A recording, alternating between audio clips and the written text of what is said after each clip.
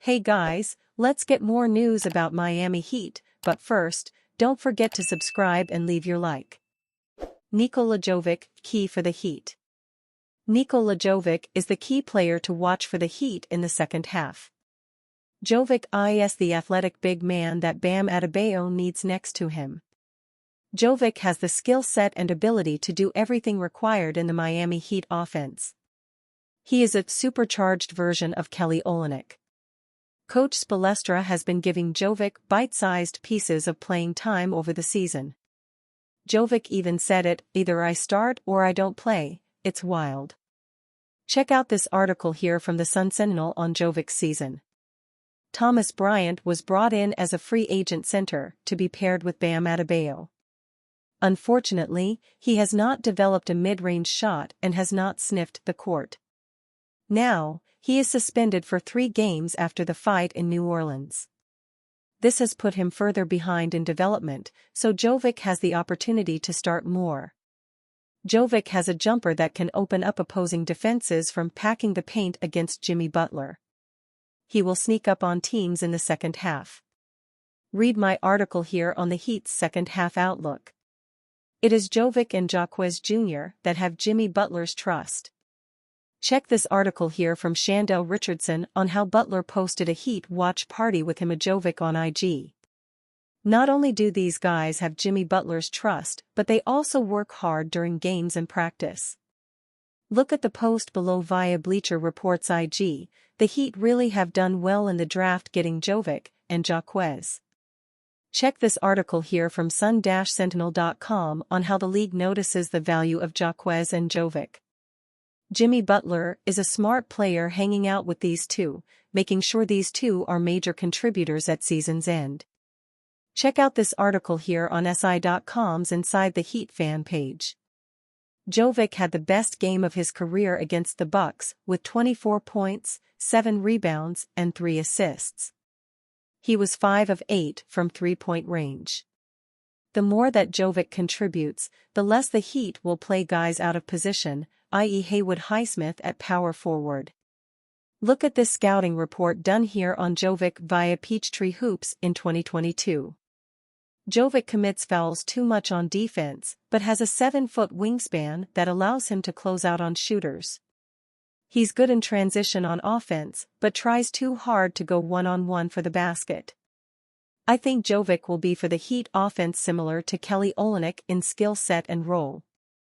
Check out this article here from SI.com on how Olynyk will help the Raptors' offense, floor spacing and creating open lanes for drives. Jovic will do the same for the Heat. Mike Brown drops truth bomb on Kings, possibly replicating Heat culture. The Sacramento Kings failed to take down a Miami Heat team missing Jimmy Butler, Tyler Herro, Terry Rozier, and numerous other key players. The Western Conference playoff picture is stacked and Sacramento missed a chance to pick up an easy win at home.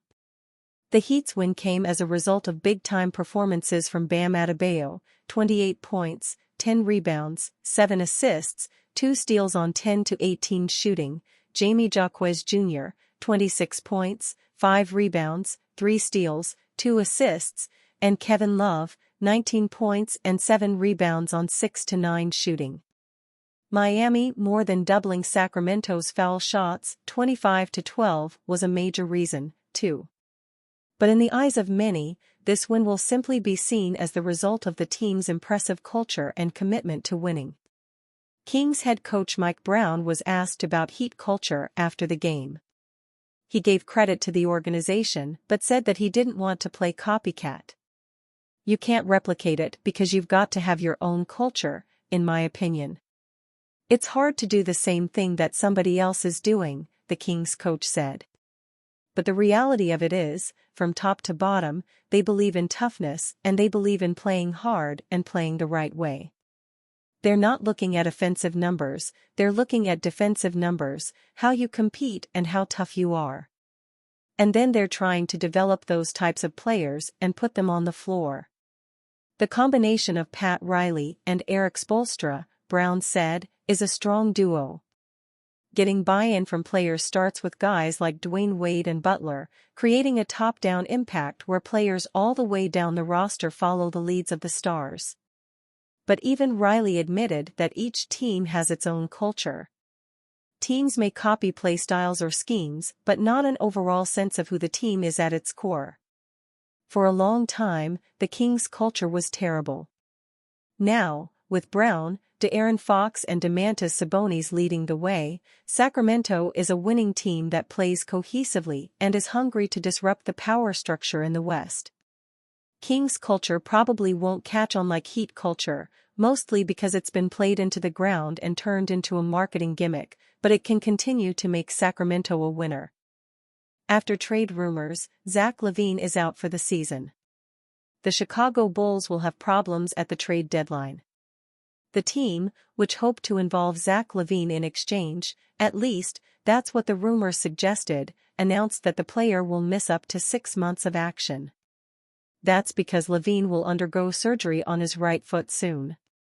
In other words, the athlete is unlikely to be available for negotiation. Although it is possible for a team to accept LaVine in exchange, his contract makes everything practically impossible.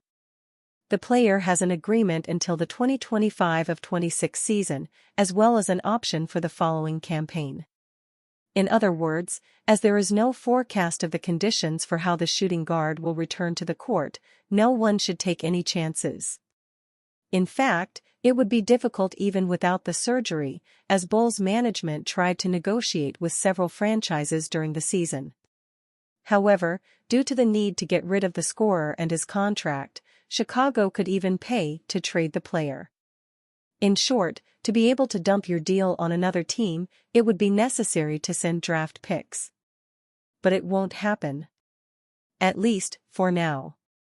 According to ESPN, Zach LaVine and his agency, Clutch Sports, decided on surgery. There was even hope that he would return to the court after the All-Star game, but there is a need to improve his value on the market. Thus, trade rumors involving Zach LaVine should continue into next offseason. The player did not have a great season until the moment of his injury, so the Bulls board was looking for partners for the negotiation to take place. In 25 games, he averaged 19.5 points, lowest since 2017-18, 5.2 rebounds and 3.9 assists, in addition to shooting 34.9% from the perimeter. Just as a comparison, after last season's All-Star game, he had 27.0 points, 4.7 assists and shot 39.4% from three. As a result, he propelled the Bulls all the way to the play-in tournament. However, they fell to the Miami Heat and did not make the playoffs. The injury is in the same foot that he has suffered from pain since the beginning of the season. So, it's not something the Bulls and the other teams didn't know about.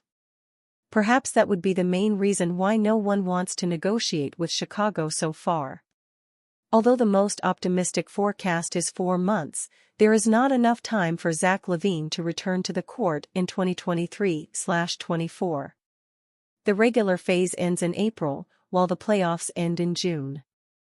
After he recovered from surgery, the Miami Heat already expressed interest in hiring Zach LaVine. And you, fan, what do you think of the situation, Zach LaVine? Leave your opinion in the comments.